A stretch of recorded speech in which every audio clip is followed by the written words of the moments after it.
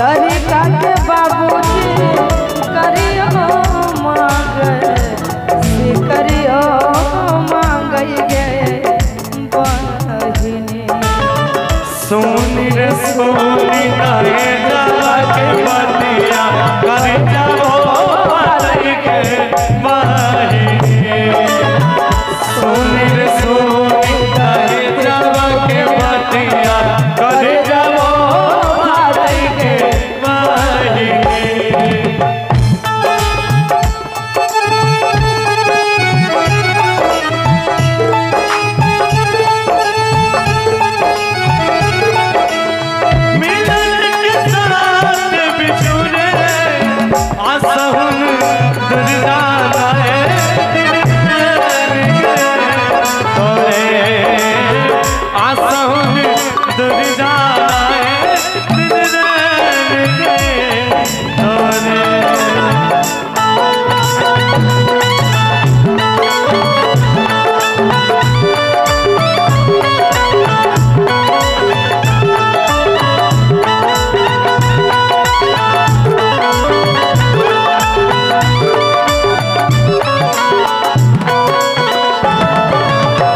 लड़की के बाबूजी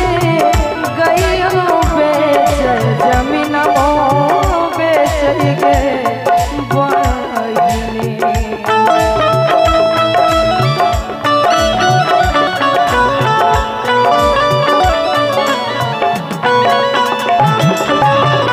लड़की के बाबूजी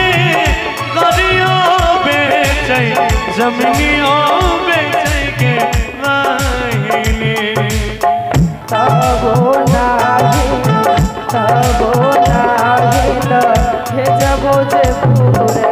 करे जबो पाई गे बहिनी तबो नाही नहीं जबो जे पूरे करे जबो पाई गे बहिनी सावन का महीना पवन करे सो सावन का महीना पवन करे सो यार रोने ऐसे ऐसे बनवा नाचे मोर ओ सावन का महीना पवन करे सो सावन का महीना पवन करे सो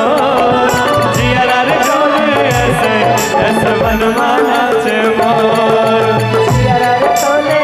से जैसे बनवा नाचे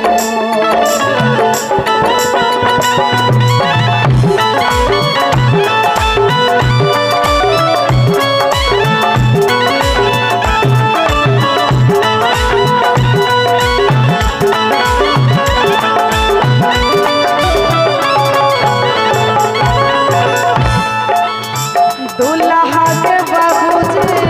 बड़ी निरदैया दर्दियो ना बुझै गे बहिनी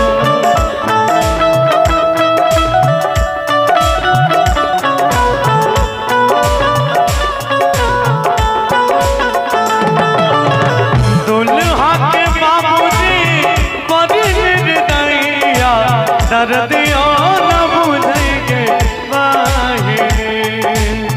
दुल्हा के बाबूजी बड़ी निर्दयिया दर्दियो ना बुझै गे बहिनी सुनी सुनी कहे जवा के बतिया करे जवा फाटेंगे बहिनी सोनी रे सोनी कहे जवा के बतिया करे जवा फाटेंगे बहिनी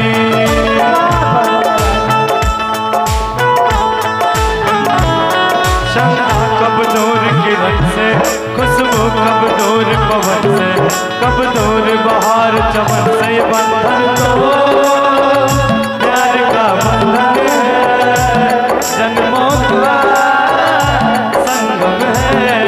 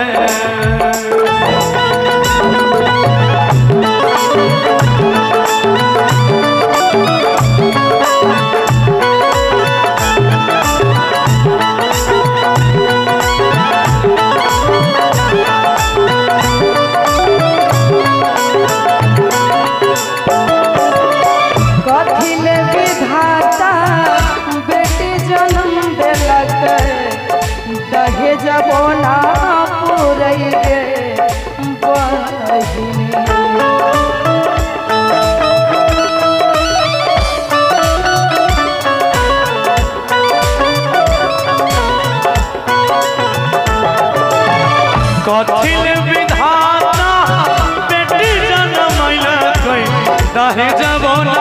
पूरेंगे माहिनी कथिले विधाता बेटी जन्म दिलक